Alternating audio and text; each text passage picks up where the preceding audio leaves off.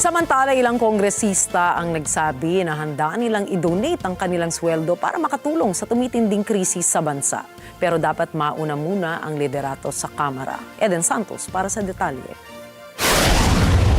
Handang mag-donate ng kanilang sweldo ang mga kongresista para makatulong sa mga Pilipino sa harap yan ng krisis na nararanasan ng taong bayan dahil sa mataas na presyo ng langis sa bansa, bunsod ng giyera sa Middle East.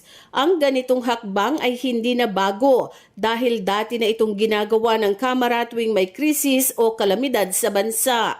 Hihintayin na lang daw ng mga mambabatas ang inisyatiba ng liderato ng Kamara para sa kusang loob na pagbibigay ng bahagi ng kanilang sahod.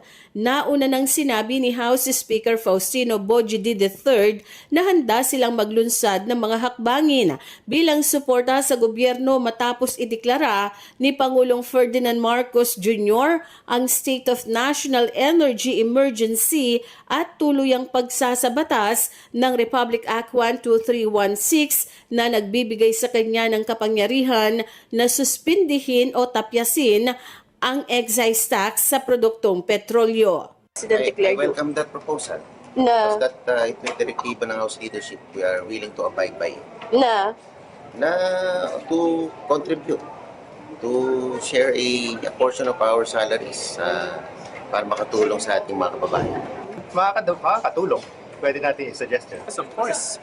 I'm waiting for the initiative to come from maybe from some sectors of Congress, and once that happens, siyempre tutulong talaga tayo kasi alam natin kung gaano kahirap yung dinadanasan ng mga Pilipino ngayon, especially yung nasa public transport. And of course, we will try to push for social relief para sa kanila.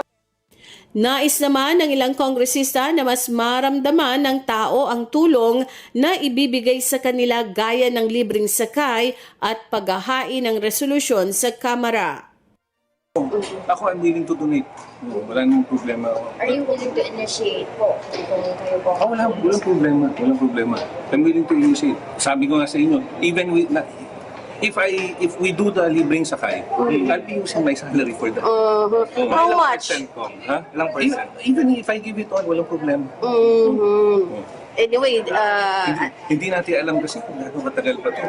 And based on what they're saying right now, parang magtatagal pa to. It might be a prolonged war. There's no problem about that, about putting up our own personal support to our constituents that are affected. I'm talking about the long term because the fear is this might be a protracted war. This might not end in the coming days or coming weeks or coming months. In fact, the anticipation is reflected in the EO order of the President by declaring a state of calamity for 1 year. So even if the government, in fact, is anticipating that this can be a protracted war. So I'm talking about not just the immediate, but I'm also talking about how we can sustain in a long-term way to address the possible impact, not only on the energy sector, but even other sectors. Eden Santos para sa Mata ng Agila. Matatag, matapang, matapat.